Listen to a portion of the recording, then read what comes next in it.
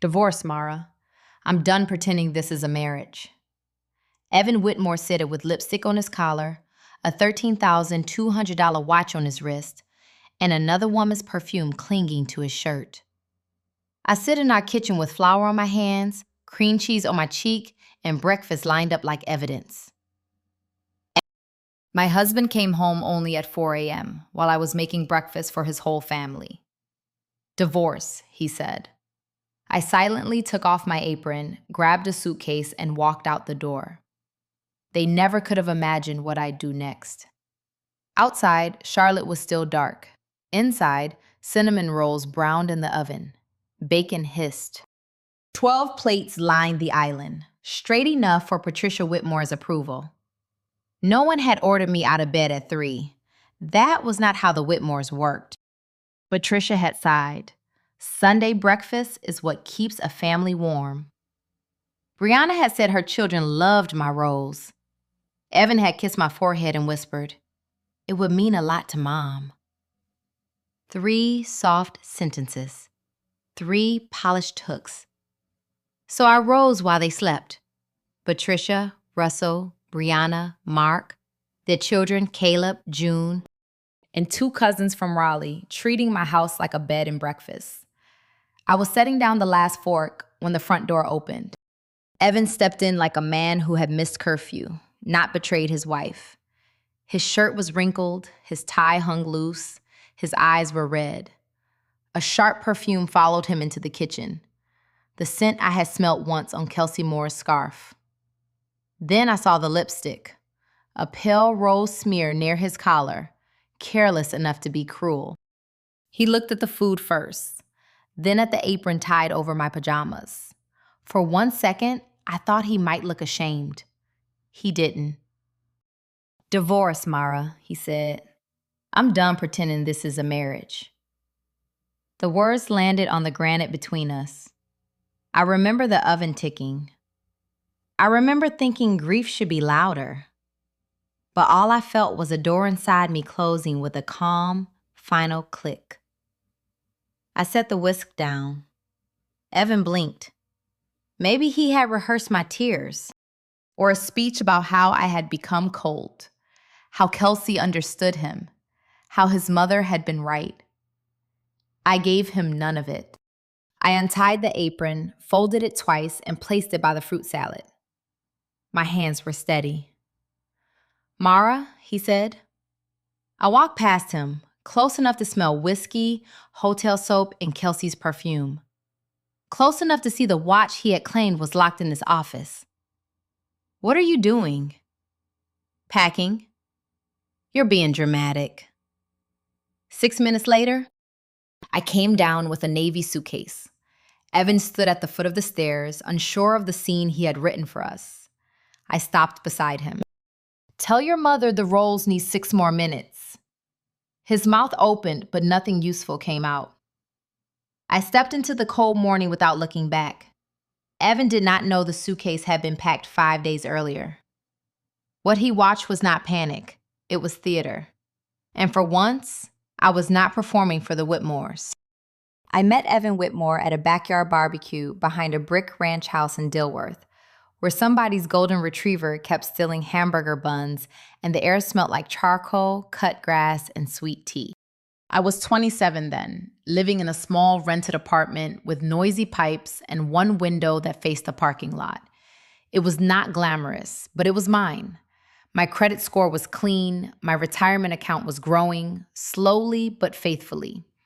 I worked in internal audit at Parker & Lowe Healthcare Systems, and I liked the kind of work other people called boring. Numbers did not flatter you. Numbers did not smile while hiding a knife. Numbers told you what had happened if you had the patience to follow them. Evan was selling surgical equipment for MedAccess Surgical Solutions. He wore a navy polo, expensive shoes, and the easy confidence of a man raised to believe rooms would make space for him. He did not come at me with loud charm. That would have pushed me away. He asked about my work, listened without checking his phone, and laughed when I said hospital billing systems had more drama than daytime television. 2 weeks later, He remembered I took my coffee with a splash of cream and half a packet of sugar. A month after that, he remembered I hated red roses because every grocery store apology bouquet looked exactly the same. He remembered Maple, my old dog, even though I had only mentioned her once. That was how Evan got under my guard. Not with grand gestures, with details. One rainy night, my car died on I-77 just before midnight. I called roadside assistance, then mentioned it to Evan because he had texted to ask if I got home safe. He drove nearly 40 miles with a plaid blanket, a paper cup of hot chocolate, and an umbrella that turned inside out in the wind. "You didn't have to come," I told him. "I know," he said. "That's why it counts." A woman remembers a sentence like that. At the time, I thought it meant kindness. Later, I understood some people know exactly which words sound like shelter. When he spoke about his family, he made them seem close, old-fashioned in a charming way. Sunday breakfasts, church fundraisers, charity luncheons, Christmas cards with matching sweaters. His mother, Patricia, cared too much. His father, Russell, was quiet but solid. His sister, Brianna, was protective. His younger brother, Caleb, was still finding himself. He described control as tradition, interference as love, performance as family pride. I did not know enough to translate it yet. The first time Evan kissed me, we were outside a coffee shop in South End under string lights after a concert where he had pretended to like the folk singer I loved. He brushed a strand of hair from my cheek and said, "You make life feel calm." No one had ever called me calm like it was beautiful. I had spent most of my 20s being practical, paying bills early, taking extra certifications, keeping emergency savings because nobody was coming to rescue me. Evan made me wonder if being rescued was not weakness, but rest. 8 months after that barbecue, he proposed near the Blue Ridge Parkway during a weekend trip to Asheville. No crowd, no camera crew, just cold air, mountain fog, and a small ring he said reminded him of me because it was simple, strong, and not trying too hard. I cried. Not because the ring was expensive. It wasn't. I cried because I believed I had found a man who saw me clearly and still wanted to stay. That is the part people forget when they ask why a woman did not leave sooner. The cage does not begin with bars. Sometimes it begins with hot chocolate in the rain. Evan brought me to his parents' house on a Sunday evening in early spring. The Whitmore home sat behind trimmed boxwoods and a driveway so clean it looked vacuumed. 2 gas lanterns flickered by the front door, though the night was warm enough not to need them. "This is just dinner," Evan said, squeezing my hand. But I could tell by his voice that nothing in that house was ever just anything. Patricia Whitmore opened the door before we rang the bell. She was 62, blonde hair lifted into a perfect shape, pearls at her throat, lipstick soft pink, smile gentle enough for a church newsletter. "Mara," she said, taking both my hands, "aren't you lovely?" Her eyes dropped to my blue dress, only for a half a second, long enough.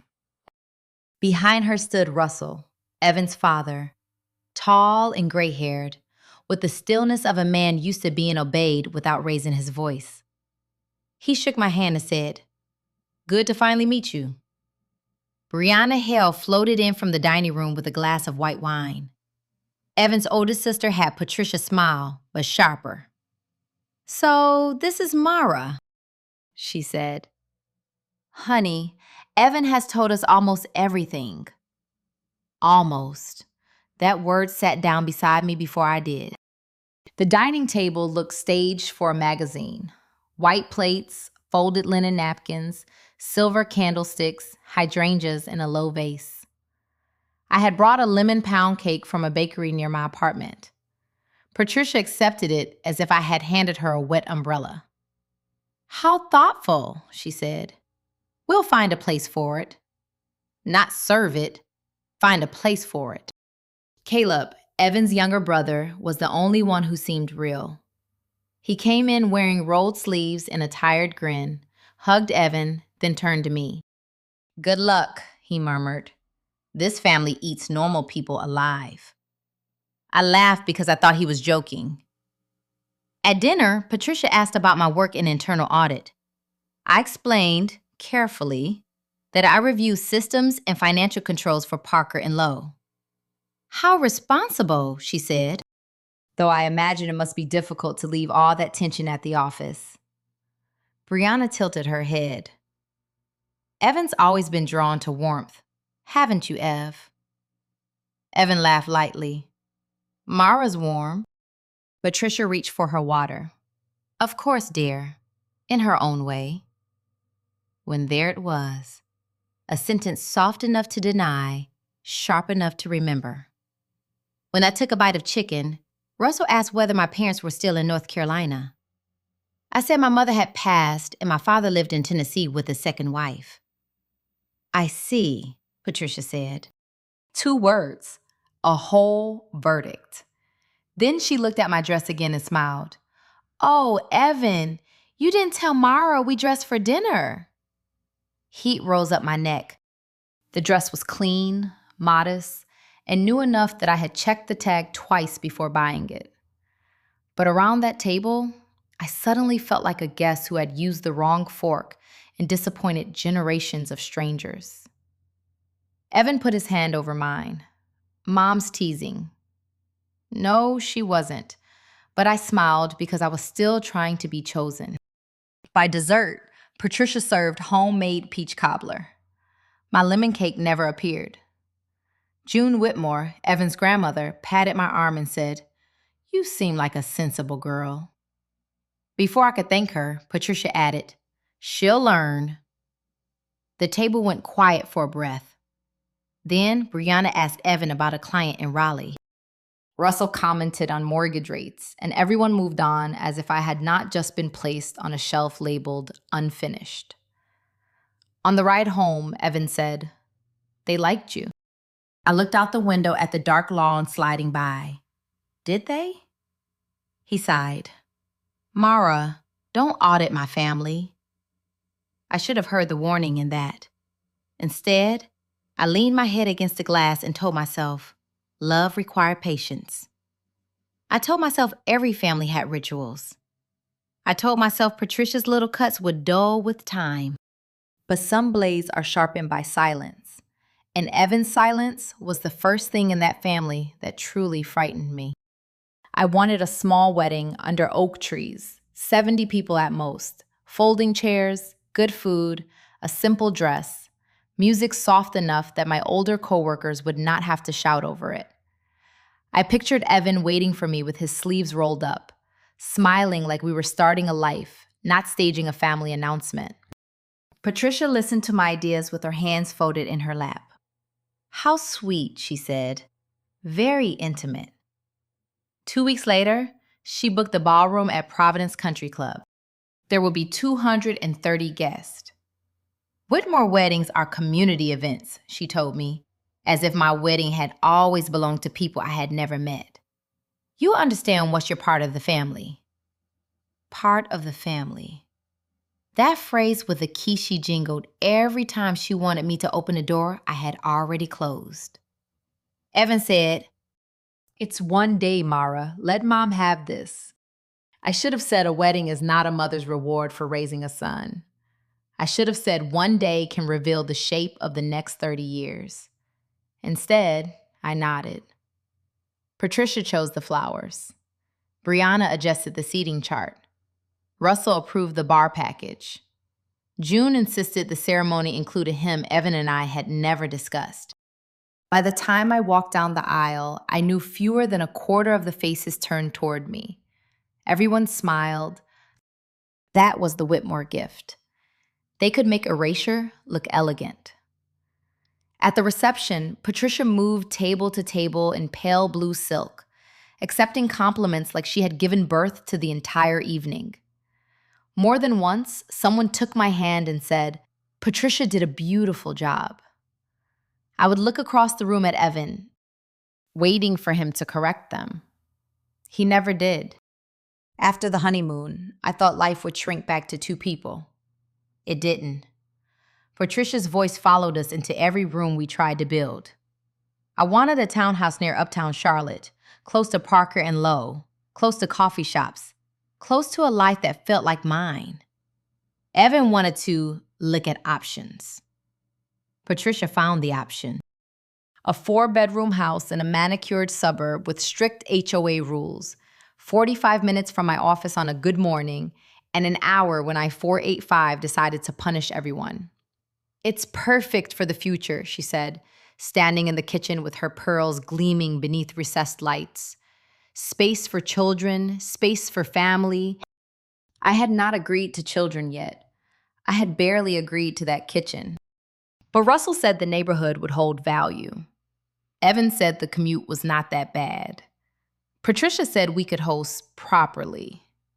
Properly. That word should have come with handcuffs. The down payment was $72,500 from Evan's trust. I was grateful. I said so. But gratitude, in Patricia's hands, became a leash. "It's lovely Evan could provide this life for you," she would say whenever she visited. She said it while I signed checks for mortgage payments. She said it while I bought curtains, paid the insurance, replaced the dishwasher, and filled the pantry before every family weekend.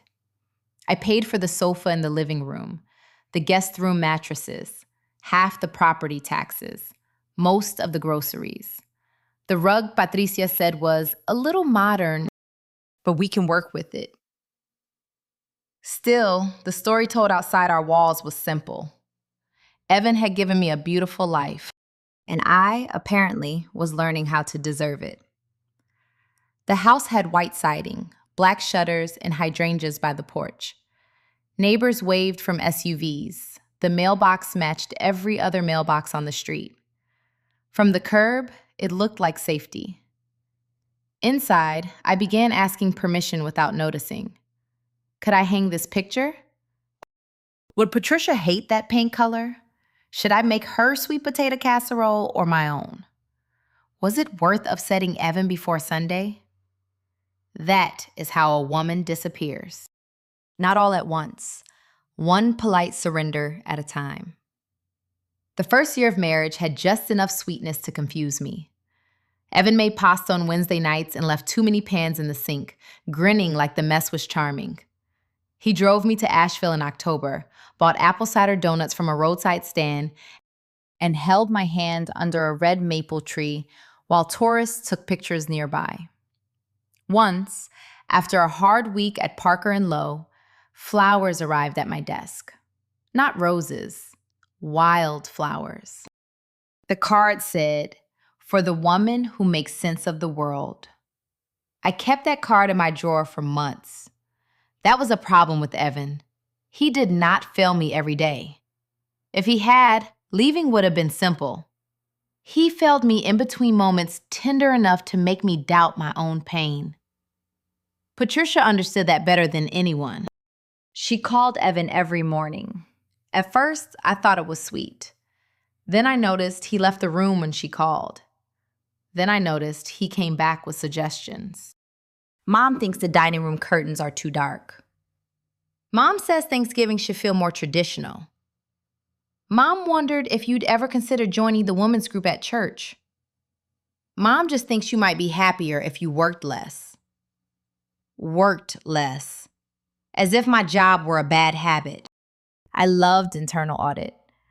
I loved the silence of a spreadsheet before it revealed a pattern. I loved Diane Hart, my boss, because she judged people by preparation, not charm. She had begun giving me larger reviews, harder systems, real responsibility. Patricia called that stress. Brianna called it ambition. Evan called it something we can talk about later. Later became the room where every honest conversation went to die. By our second year, the Whitmore family gatherings had migrated to our house as if pulled by gravity. Thanksgiving, Christmas brunch, Patricia's birthday dinner, Russell's golf friends after church, Brianna's charity committee meeting, June's bridge group when her house was being painted. Every event began the same way. Patricia would say, "Only if it's not too much trouble." Brianna would add, "You're just so good at these things, Mara." Evan would touch my shoulder. It would mean a lot. And there I was, standing in Costco with 2 carts, calculating appetizers for people who would later compliment Patricia on my table. I learned the Whitmore menu by season: ham at Easter, deviled eggs for June, bacon-wrapped dates for Russell, cinnamon rolls for the children, peach cobbler if Patricia wanted to look nostalgic, fruit salad if Brianna was pretending to avoid sugar. Brianna always arrived late with a cheap bottle of wine and a smile sharp enough to cut foil. "I figured you'd already overdone everything anyway," she would say, setting it on the counter. Mark watched football. Russell discussed interest rates. Evan carried chairs for 7 minutes, then vanished to check on something. Caleb tried to help once, rolling up his sleeves at the sink. Patricia stopped him with a laugh. "Let Mara handle it. Hosting is her little talent." Her little talent. Not my work, not my patience, not my money, not the fact that I had stood for 12 hours while they sat in my living room and called it family. A talent. Like juggling, like piano, like something cute women did because it made men comfortable. That night, after everyone left, I found a smear of cranberry sauce on the hallway wall and a coffee ring on the table I had paid for. Evan kissed the back of my neck while I loaded the dishwasher. "Mom was happy," he said. I looked at my hands, red from hot water. "And me?" He paused too long. Then he said, "Come on, Mara. Don't make everything heavy." So I smiled. I dried the plates. I wiped the counters until the kitchen shone. But something in me had begun keeping count. The first time Evan came home smelling like another woman, it was a Thursday in October. He had told me he was driving to Raleigh for a client dinner. That was not unusual. MedAxis chased contracts all over North Carolina, and Evan was good at making buyers feel important. He could remember a surgeon's favorite bourbon, a clinic manager's kid's soccer schedule, the name of a receptionist's rescue dog. Attention was his profession before it was his weapon. I made soup that night because rain had been tapping the windows since dusk. I ate alone at the kitchen island, answered 2 work emails, and left the bowl for him in the fridge. At 11:48 p.m., the garage door growled open. Evan came in with wet hair, red eyes, and the loose smile of a man who had already forgiven himself. He kissed the air near my cheek. "Long night," he said. Whiskey came first, then hotel soap, then perfume. Not floral, not sweet. Something sharper, expensive, with a clean bite to it. The kind of scent that did not drift by accident, the kind that clung. I stepped back before I meant to. Evan noticed. "What?" "Nothing," I said. "Your dinner's in the fridge." "My phone died," he said quickly. "I saw your calls when I got in the car." I had called twice, not 10 times. Not enough for guilt to defend itself before being accused. While he showered, his phone lit up on the nightstand. I did not touch it. I only saw the battery icon from where I stood folding laundry. 58%. That number set in my mind like a pebble in a shoe. I told myself there were explanations. Maybe it charged in the car. Maybe he misspoke. Maybe I was tired. Maybe marriage meant not turning every strange thing into a trial. 2 weeks later, I came home early after a brutal audit review. The house was quiet except for Evan's voice upstairs. Not his sales voice, not the charming, polished one. This one was soft. "She doesn't suspect anything," he said. Mara's too busy trying to impress my mother to notice. My hand closed around the stair rail. For a moment, I forgot how to breathe. There are sentences that do not need context. They arrive complete, carrying their own verdict. I heard him laugh, low and familiar in a way that made my stomach turn. Then footsteps. I moved into the pantry before he came down. When he found me in the kitchen, he looked startled for half a second. "You're home early." "So are you." He smiled. Conference call ended sooner than expected. "Who was on the phone?" "A client." The live was smooth, too smooth, like a table polished to hide old scratches. I looked at him then. Really looked. The man who once drove through rain with hot chocolate. The man who told me I made life calm. The man who now used my patience as camouflage. I wanted to throw the bowl from the fridge. I wanted to demand a name. I wanted to hear him stumble. But Patricia had trained that family well. Any loudness from me would become evidence against me by breakfast. So I nodded. "Okay." Evan relaxed too fast. That was how I knew. From that night forward, I stopped listening like a wife and started watching like an auditor. Dates, charges, mileage, shirts sent to the dry cleaner twice in 1 week, Raleigh dinners that ended near hotels instead of restaurants.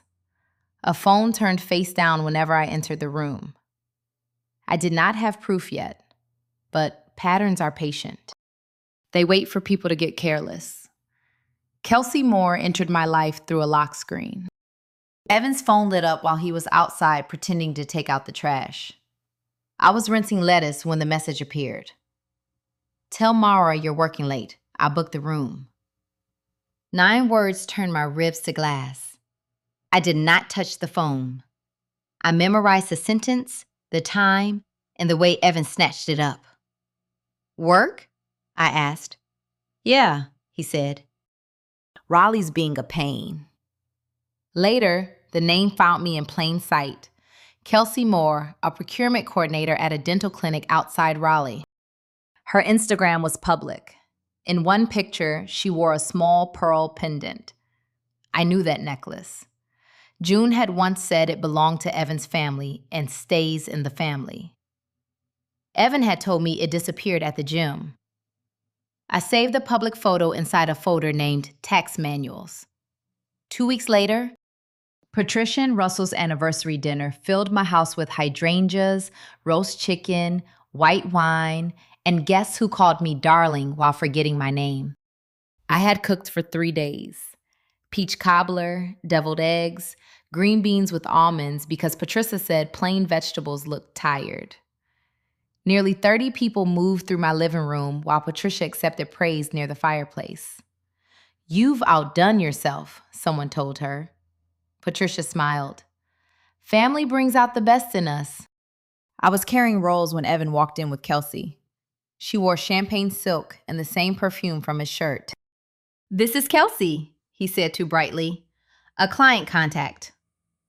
Kelsey held out her hand. Her smile did not tremble. "Mara," she said, "I've heard so much about you." I wonder which version. The cold wife, the busy wife, the woman too stupid to notice? I shook her hand. "Funny, I haven't heard anything about you." For half a second, her smile slipped. Brianna noticed. 10 minutes later, she caught me in the hallway. "Don't embarrass yourself tonight," she said. I turned. "Excuse me?" Her face softened into fake pity. "I know about Kelsey. Mom knows too. Honestly, Mara, I don't blame Evan." The hallway tilted. "You're a good person," Brianna said. "You're just not warm. Men like Evan need warmth. Marriages don't fall apart in a vacuum." Behind us, laughter rose from the dining room. My food, my house, their secret. "How long?" I asked. "Since August, maybe." August. I had hosted Labor Day and June's birthday. I had folded napkins for people who knew my husband was cheating and still asked me for more coffee. I went into the bathroom. In the mirror, my face looked too calm for the woman being humiliated. I washed my hands. Then I went back out and served dessert. Not because I was weak, because if the Whitmores wanted a performance, I would give them one good enough to make them careless. The Monday after Patricia's anniversary dinner, I sat at my desk at Parker & Lowe and stared at one spreadsheet for 2 hours. Not because it was difficult, because every cell looked like a room in my house. Ordered, quiet, full of things people pretended not to see. My coffee went cold. My hands shook when I reached for the mouse. At 10:17, Diane Hart stopped outside my office. "Mara," she said, "come with me." Diane was 55, silver-haired, careful with words, and impossible to impress with charm. She closed her office door and set tissues on the table. "How long have you been carrying this alone?" she asked. That question undid me. I told her about Evan, Kelsey, Patricia, Brianna, the pearl pendant, and the way I had served peach cobbler to people who knew I was being betrayed. Diane did not gasp. She let the ugly truth sit between us until I could breathe again. Then she said, "Shame is not evidence, Mara. Paper is." I looked up. "You are an auditor," she said. "Stop arguing with how they made you feel and start preserving what happened." That steadied me more than any hug could have. Diane told me to check my credit report, open a separate account, copy documents, and save anything that showed who paid for what. Bank statements, card charges, receipts, emails about family events. She warned me not to drain joint accounts, not to touch Evan's private email, not to let pain become a mistake his family could use. "Don't raise your voice," she said. "Raise your records." That afternoon, I opened a checking account at a branch where no Whitmore had ever shaken hands with a manager. I moved $4,700. Not enough to hide assets, enough for a hotel, a lawyer, and a small apartment deposit. Then I built a folder on my personal laptop and named it Recipes. Inside it, there were no recipes. There were grocery receipts for Patricia's brunches, credit card statements from Christmas, HOA emails, screenshots of Kelsey's public posts, photos of the pearl pendant, calendar entries showing Evan's Raleigh trips, and notes written like audit findings. Date, source, amount, explanation. Dear listener, if you have been in Mara's place, please leave a like and share your advice in the comments. What should a woman do when the whole family smiles while helping break her? Stay with the story, because the secret waiting inside one credit report will change everything. That night, Evan came home late again. Patricia called during dinner, and he walked into the hallway to answer, lowering his voice like our marriage was a business deal. I sat at the kitchen island with my laptop open, pretending to review work. For the first time in months, I was not waiting for him to tell the truth. I was preparing to prove it. Marisol Vega's office sat on the second floor of a narrow brick building near Uptown Charlotte, between a tax preparer and a dentist who advertised same-day crowns. There was no marble lobby, no dramatic view, just gray carpet, framed diplomas, and a woman in a black blazer who looked like she could cut a lie in half before breakfast. She listened without interrupting. I told her about Evan, Kelsey, Patricia, Brianna, the anniversary dinner, and the folder named Recipes. I expected outrage, maybe pity. Marisol gave me neither. When I finished, she clicked her pen once. "What can you prove without breaking the law?" The question embarrassed me, though it should not have. I wanted to say I could prove everything because I had lived it. But living something and proving it were not twins. Sometimes they barely knew each other. Marisol leaned back. "You will not hack his phone." You will not open his private email. You will not take company documents that do not belong to you. And you will not record conversations you are not part of. I nodded. Good. Pain makes people sloppy. Sloppy makes judges tired. Then she drew 2 columns on a yellow legal pad. Safe, risky.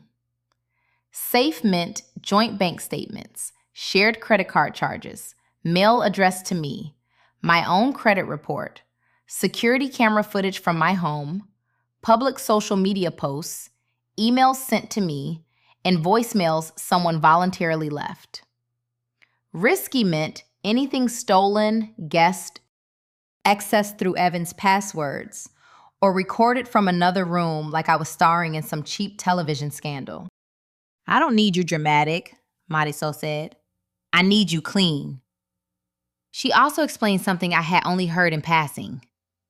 North Carolina still allowed certain civil claims against a third party who helped destroy a marriage. It was not magic. It was not revenge by rumor.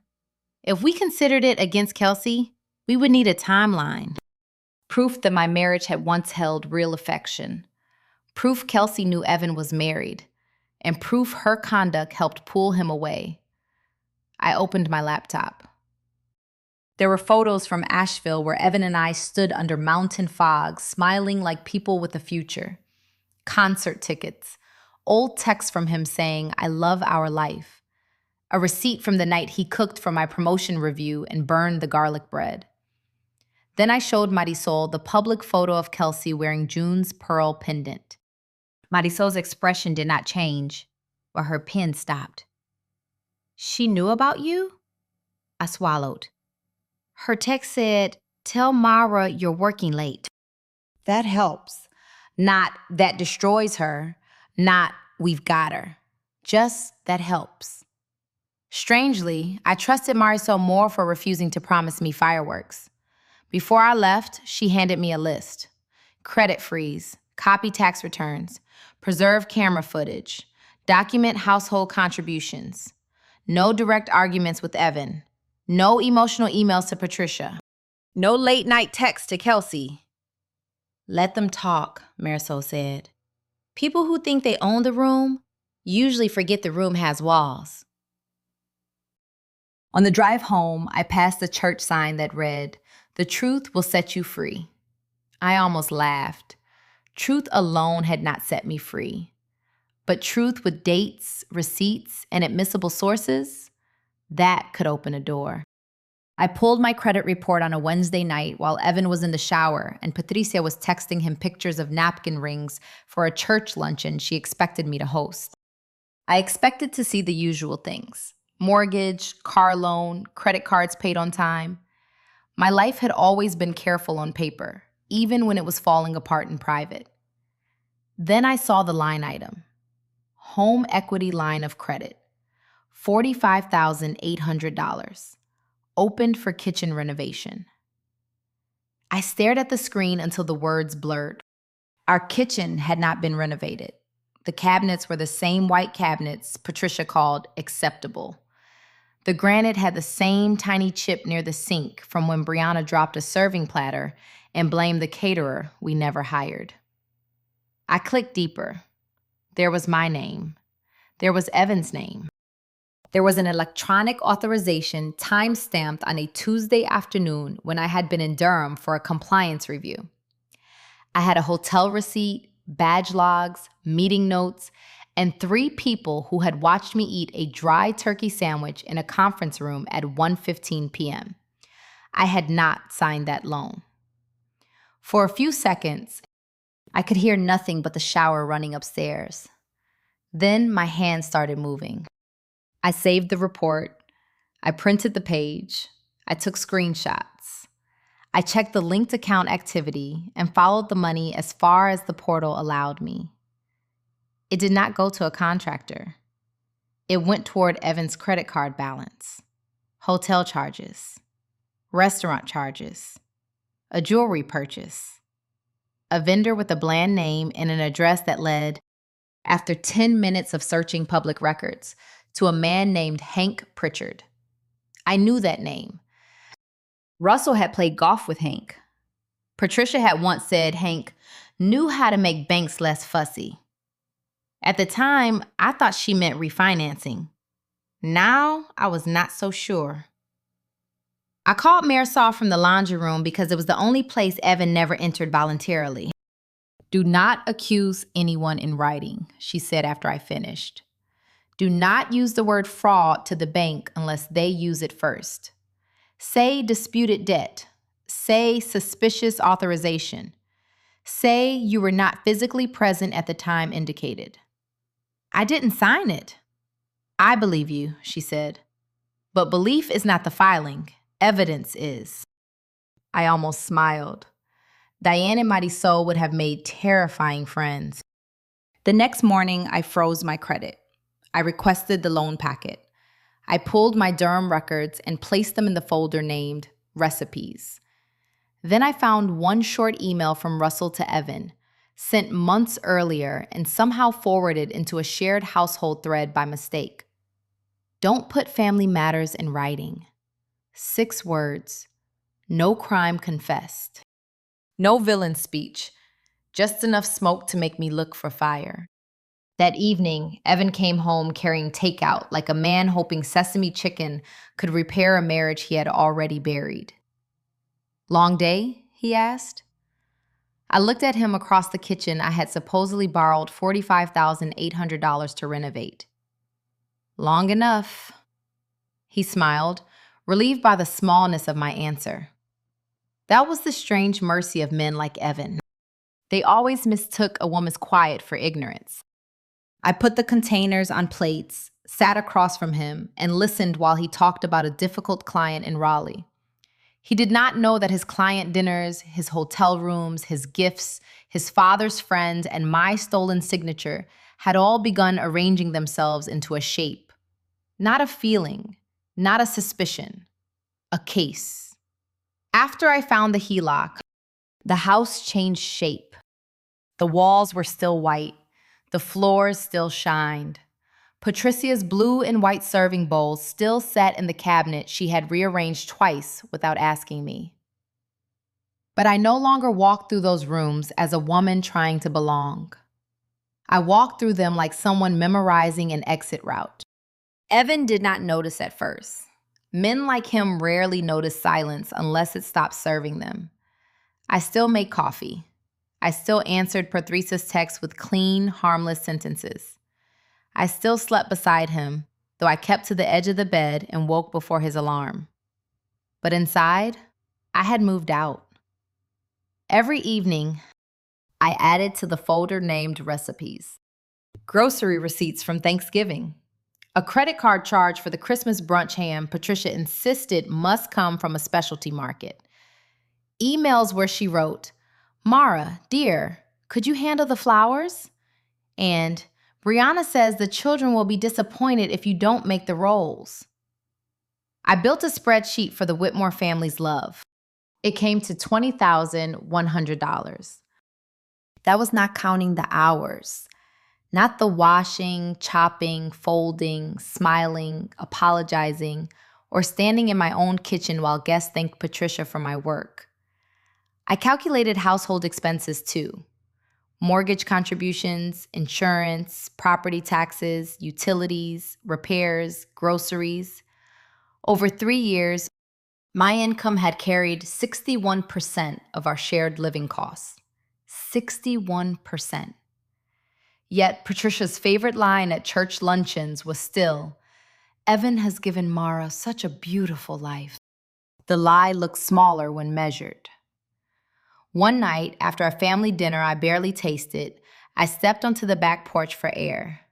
The yard smelled like damp pine straw and grill smoke from a neighbor's house. Caleb came out behind me. He had a beer in one hand and guilt written all over his face. "You're different," he said. I looked at the dark yard. "People change." "No." His voice dropped. "People disappear. You're not disappearing anymore." That made me turn. Caleb was 26, too old to be innocent, too young to have stopped wanting his mother's approval. Patricia still paid part of his graduate program. Everyone knew it. She never mentioned money without attaching a string. "What do you know?" I asked. He rubbed his thumb along the bottle label. "Mom and Brianna talk." "About Kelsey?" His face answered before his mouth did. "They said if you found out, they'd have to get ahead of the narrative. Make it look like you were jealous, unstable, obsessed with work." He swallowed. "Brianna said people believe concern when it comes from family." For a second, I saw Patricia's dining table again. The candles, the smiles, Kelsey in champagne silk. Me carrying dessert through a room full of witnesses pretending to be guests. "How long have you known?" I asked. "Not everything." "That isn't an answer." He looked down. "Long enough." The old me might have comforted him. The old me might have made room for his shame because Whitmore men were trained to hand women the weight they did not want to carry. I did not. "When the time comes," I said, "tell the truth." Caleb nodded, eyes wet. I should have said something sooner. "Yes," I said. The word landed hard, but not cruelly. Inside, laughter rose from the dining room. Patricia was probably telling one of her stories, the kind where every woman who obeyed was graceful and every woman who resisted was difficult. Caleb reached for the door, then stopped. "Mara," he said, "Mom is going to make you look crazy if you leave." I looked back at the bright kitchen, at Evan pouring wine like nothing in his life had a cost. She can try. That night, I saved 3 more files, backed them up twice, and placed my passport, birth certificate, and old photos of Maple in a small bag under the laundry room sink. For the first time, fear did not feel like a cage. It felt like a clock. I booked the Holiday Inn on a Monday afternoon from my office parking lot. It was 9.8 miles from the house, close enough that Evan would not think to look there. Ordinary enough that Patricia would never imagine a Whitmore wife hiding behind beige curtains and a vending machine. I used my new debit card. That mattered to me. For 3 years, nearly every dollar I spent had been folded into someone else's comfort. Flowers for Patricia, bacon for Russell, birthday cupcakes for Brianna's children, emergency wine for dinners I had not wanted to host. This room was the first thing I bought simply because I needed a door that locked behind me. That night, while Evan watched a basketball game downstairs, I packed the real suitcase, not the dramatic one he would see later. That part would be for him. The real packing happened quietly. Birth certificate, passport, social security card, tax returns, laptop, external drive, medication, 3 work blouses, 2 pairs of jeans, the gray sweater my mother wore the winter before she died, and a framed photo of Maple with her muddy paws on my old apartment couch. I left my wedding album. I stood over it for nearly a minute, hand hovering above the white cover. Then I closed the closet door. Some evidence belonged in court. Some belonged in a grave. The suitcase went into my trunk before sunrise, hidden under a blanket and 2 reusable grocery bags. I drove to work with my whole escape behind me, listening to morning traffic reports like I was any other woman headed into Charlotte. On Wednesday, Patricia called. "Mara, dear," she said, which always meant she had already decided something for me. "June has been asking about a proper family breakfast. We'll all come this weekend. Nothing too much, of course." Nothing too much meant 12 plates. It meant cinnamon rolls, baked eggs, fruit, bacon, fresh coffee, and a kitchen clean enough for Patricia to pretend she had inspired it. I heard Evan breathing in the background before he took the phone. "It would mean a lot to Mom," he said. There it was again, the old spell. Only this time, it did not work. "Of course," I said, Sunday morning.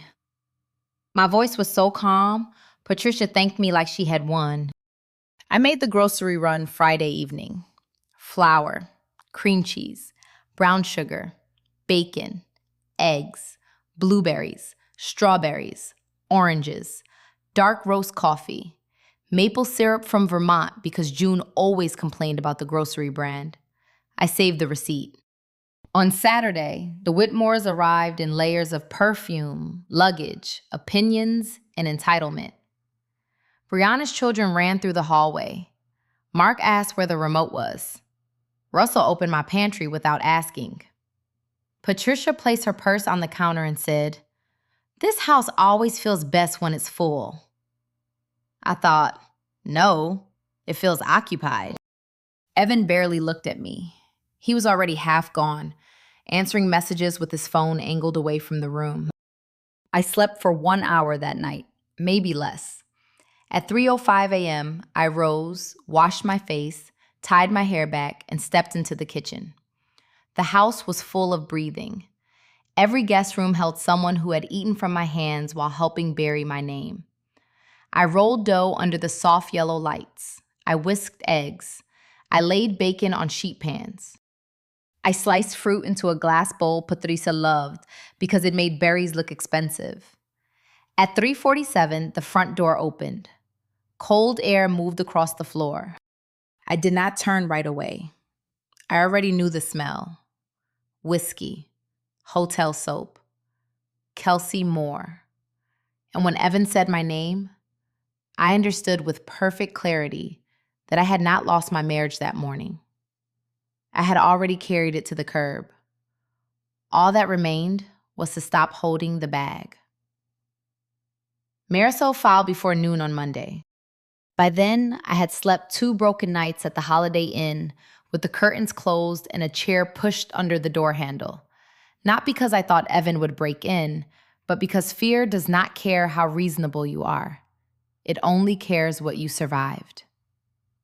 At 10:42 a.m., Evan was served at MedAccess. Marisol's assistant told me it happened near the glass conference rooms, in front of 2 coworkers and a regional manager who had always thought Evan walked on water. I imagined his face going still, the way it did when he realized a room was no longer performing for him. By lunch, my phone had 63 missed calls. Evan, Patricia, Brianna, Russell, June, a cousin from Raleigh whose name I had spelled correctly on Christmas place cards 3 years in a row. Even Mark called once, which meant Brianna had run out of people to use. I did not answer. Every sound they made went through Marisol. That was the first boundary I had ever built that Patricia could not decorate. Her campaign began by dinner. Aunt Carol texted, "Patricia says you left in a very emotional state. Are you safe?" A church friend of hers wrote, "Marriage is hard, dear. Don't let pride destroy your home." Then Brianna sent an email to Diane at Parker & Lowe. The subject line was, "Concern from Mara." She wrote like a woman holding a casserole at a funeral. Mara has been under tremendous strain. We're worried she may be bringing personal instability into her professional environment. We only want her supported before she harms herself or her career. Diane forwarded it to me with one sentence. "Do not respond. I have this." I cried when I read that, not because I was weak, but because someone had finally stood between me and a knife. Evan tried a different angle. He filed a report claiming his $13,200 watch had gone missing from the house, along with an envelope of cash Russell said he had left in the study after the anniversary dinner. The implication was not subtle. Mara left angry. Mara took things. Mara was unstable. Mara needed money. Marisol called me at 7:18 p.m. "Do you still have access to the doorbell camera archive?" "Yes." "Good. Download Saturday night through Sunday morning." I did. There was Evan at 3:47 a.m. walking through the front door, left wrist visible as he reached for the light. The watch flashed under the hallway sconce. Then I pulled the living room camera from the anniversary dinner. At 9:36 p.m., Russell entered the study with a cream envelope in his hand. At 9:37, he opened the lower desk drawer and placed it inside. He came out empty-handed. Marisol was quiet for a moment after I sent the clips. Then she said, "People get creative when they panic. Cameras are less creative." The next morning, Brianna made her first real mistake. She forwarded her concern email chain to Patricia, but accidentally copied a board member from the nonprofit where she handled communications. By noon, someone had asked why she was using professional contacts to influence a private divorce. By 2, Patricia had stopped calling me and started calling everyone else. I sat in the hotel room, eating vending machine crackers for lunch, watching the missed calls slow down. Not stop, just slow. There is a kind of peace that does not feel soft at first. It feels like standing behind thick glass while people who used to own your nervous system pound on the other side. That night, Evan left a voicemail. "Mara, you're making this bigger than it has to be." I played it once, then I saved it, because that was the thing Evan never understood. I had learned from the best. Every performance deserved an archive. Parker and Lowe put the meeting in a conference room with frosted glass. Across from me sat HR, compliance, and legal. Diane sat beside me. Marisol joined by phone, her voice calm enough to make the room behave. The anonymous email accused me of using company access to gather information about Evan, MedAccess, and a client clinic near Raleigh. It was clever in the way Brianna was clever. Not a clean accusation, just enough smoke to make people search for fire on my side. Diane opened a folder. "Mara's access logs are clean," she said. "No activity outside approved work." Compliance confirmed it. No unusual downloads, no hidden searches, no client files opened without reason. Nothing. Then legal asked about the clinic. I answered only what I knew from public sources and my own marriage. Kelsey worked there. Evan called her a client contact. MedAccess wanted business there. I had not used company systems to learn any of it. Diane slid another page forward. "The concern is noted, but the facts point away from Mara." That should have ended it. It did not. By trying to stain me, the Whitmores had pointed Parker and Lowe toward a pattern nobody had planned to examine. Entertainment expenses, dates matching public posts, and a sales representative far too familiar with the clinic contact. Parker and Lowe did not investigate my husband, but compliance sent a formal notice asking that dealings involving MedAccess and that clinic be reviewed. A week later, Evan cornered me in the parking garage outside Marisol's office. He looked thinner, angrier, less polished. Panic sat behind his eyes. "You're building a conspiracy because you're hurt," he said. I kept my keys between my fingers and my voice level. "No, Evan. I'm building a timeline." His jaw tightened. "You think paperwork makes you innocent?" "No," I said. "It makes you visible." He stepped back as if I had raised a hand. I had not. By the third week, MedAccess began an internal review. Hotel bills, client dinners, gift purchases, mileage claims. The dates lined up beside Kelsey's days off, public photos, and Evan's Raleigh trips like chairs pulled into a courtroom. Evan said it was all client entertainment. He said Kelsey was only a contact. He said sales looked messy from the outside. Maybe it did.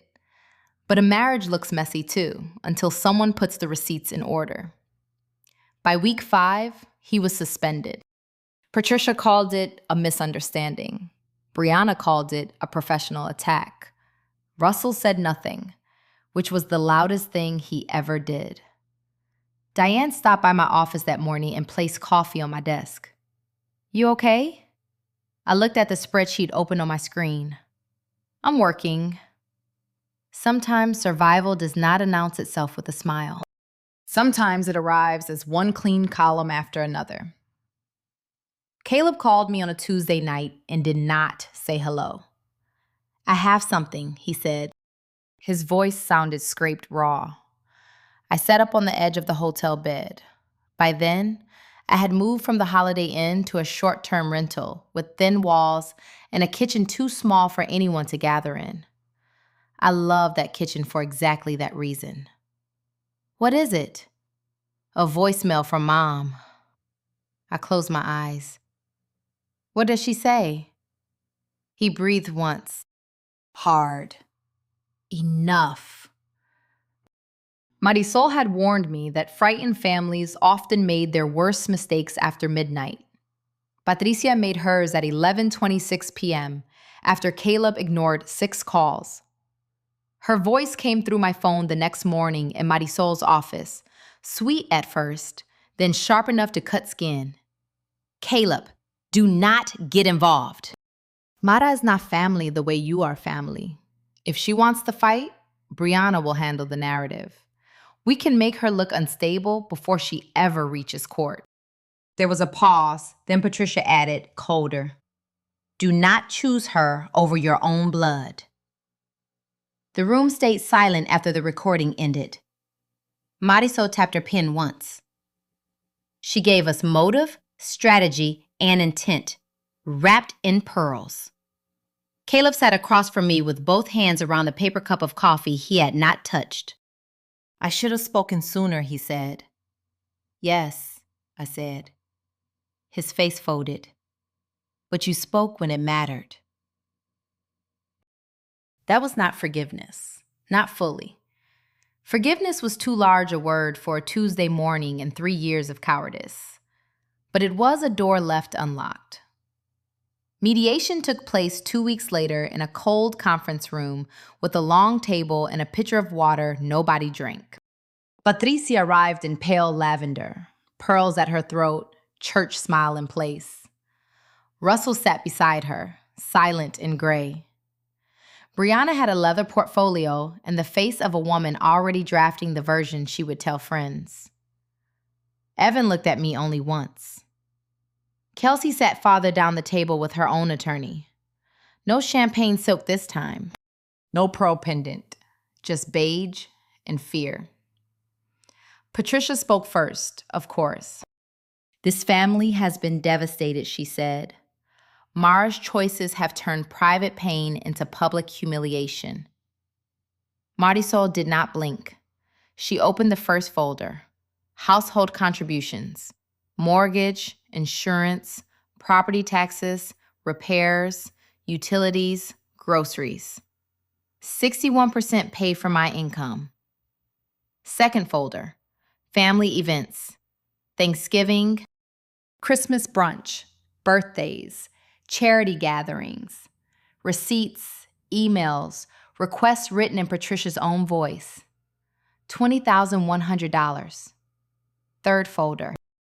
Kelsey's public photo. Evan's travel dates. The lock screen text I had documented. Messages showing she knew he had a wife. Kelsey's attorney shifted in his chair. Fourth folder. Brianna's concern email to Diane. Fifth. The doorbell video. Evan entering at 3:47 a.m., his $13,200 watch shining on his wrist. Sixth. The living room clip. Russell placing the cash envelope in the study drawer. Seventh. The HELOC packet, my Durham records, the timestamp, the disputed electronic authorization.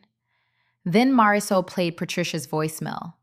For the first time since I had known her, Patricia Whitmore did not fill the silence. Evan's attorney tried to drag the conversation back to the house. He said the down payment came from Evan's trust, so Evan should retain most of the equity. Marisol folded her hands. The home was purchased during the marriage. Mrs. Whitmore contributed substantially to mortgage payments, tax obligations, insurance, household maintenance, and marital expenses. A trust-funded down payment does not erase 3 years of documented contribution.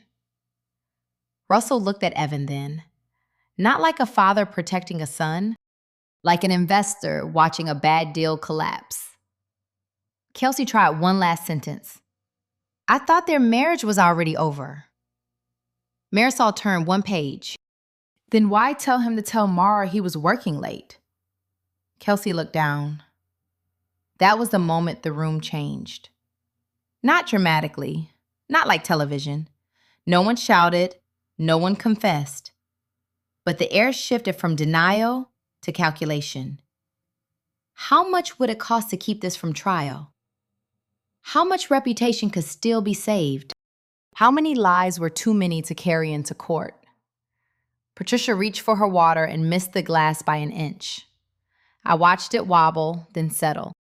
For years, that woman had corrected my plates, my curtains, my tone, my warmth, my place in her family. Now all her perfect manners could not pick up one glass cleanly. I did not smile. I only sat still. Because sometimes dignity is not a speech. Sometimes it is letting the evidence speak while the people who buried you learn the ground has shifted beneath them. Kelsey settled first. Her attorney called it a practical decision.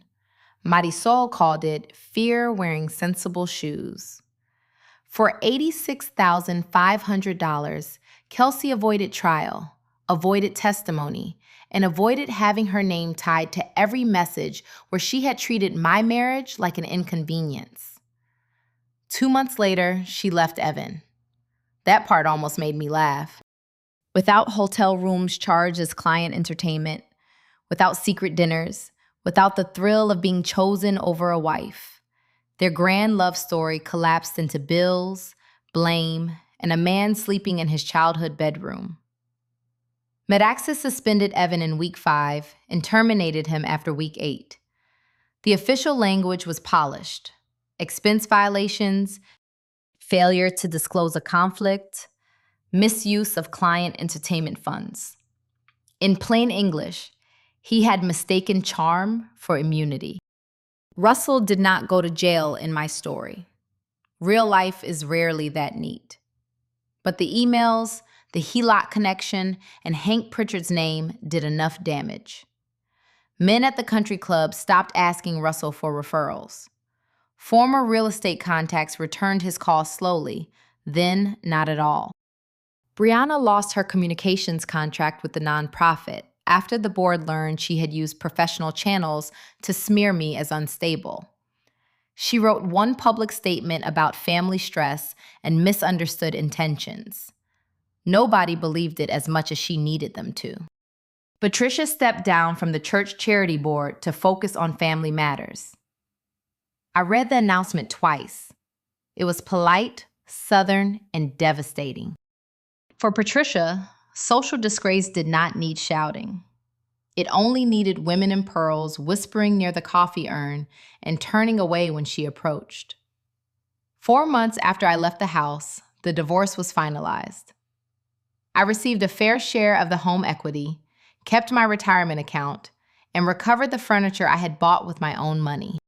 The disputed $45,800 HELOC was separated from me in the civil settlement, while the bank continued its own review. I did not fight to keep the house. That place had never been mine. It was a museum of swallowed words, the island where I folded napkins at midnight, the dining room where Patricia corrected my tone, the bedroom where I slept beside a man who had already moved his loyalty elsewhere. I moved into a small apartment in South Charlotte with 1 bedroom, 1 balcony, and a kitchen too narrow for 12 plates. The first night there, I ate cereal for dinner from a chipped bowl and slept 9 hours. No one sighed outside my door. No one asked what time breakfast would be. Caleb called 2 weeks later. He had moved in with a friend and picked up extra work to pay for school. I should have spoken sooner, he said. Yes, I told him, but you spoke when it mattered. Diane promoted me to audit manager before the summer heat settled over Charlotte. I accepted in a conference room where nobody called me cold for knowing how to read numbers. From the settlement, I donated $11,500 to a nonprofit that helped women escape financial abuse. I kept the rest. Freedom is noble, but rent is due on the 1st. Sometimes I still think about that morning at 3:47. Not Evan's face, not the lipstick, not even the word divorce. I think about the cinnamon rolls. After I walked out, no one remembered the timer. Patricia had to pull the blackened pan from the oven herself. The smoke alarm screamed through that perfect house while the family she had protected stood around uselessly. For years, they believed I was small because I served quietly. They never understood that quiet hands can still be holding the foundation. And when the foundation walks away, the house may stand for a while, but it always cracks. Life teaches us that love without respect becomes servitude, and family without honesty becomes a stage. Never let anyone turn your kindness into a job you never agreed to take. If you enjoyed this story, please leave a like for the channel. If you have any thoughts, share them in the comments below, and tell us where you are listening from. Thank you for staying until the end. Wishing you good health, peace, and strength. See you again in the next story on Revenge Glow.